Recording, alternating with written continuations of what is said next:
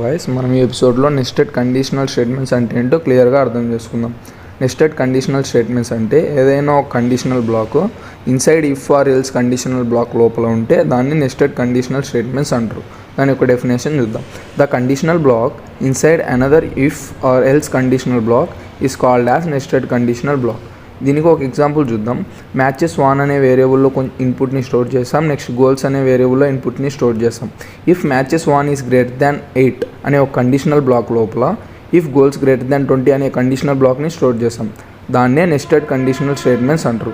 దీన్ని ఒక ఇన్పుట్ ఇచ్చి చూద్దాం. If matches 1 equal to 10 goals equal to 22. If matches 1 greater than 8 అంటే 10 ఇచ్చినాం, ఆ కండిషన్ ట్రూ అయింది కాబట్టి నెక్స్ట్ లైన్ లేకపోతుంది. దాని లోపల ఇఫ్ గోల్స్ గ్రేటర్ దాన్ 20 అంటే మనం ఇచ్చిన 22 ఈజ్ గ్రేటర్ దాన్ 20 కాబట్టి ప్రింట్ హర్రే, దాని తర్వాత ప్రింట్ విన్నర్ అవుతుంది.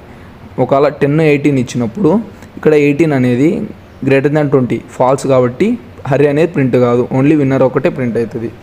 Next nested conditions in else black. We can also right nested condition in else statement. Else statement లోపల కానీ మనం నెస్టెడ్ కండిషన్స్ అనేవి రాయొచ్చు. దీని ఎగ్జాంపుల్ చూద్దాం.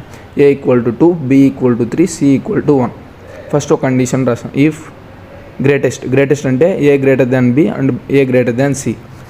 ఆ కండిషన్ ట్రూ అయితే ఏ అనేది ప్రింట్ అవుతుంది. ఆ కండిషన్ ఫాల్స్ అయితే ఎల్స్ బ్లాక్లోకి వస్తుంది. ఎల్స్ బ్లాక్లో ఇఫ్ గ్రేటెస్ట్ అంటే B greater than C. B greater than C అయితే ప్రింట్ బి అవుతుంది.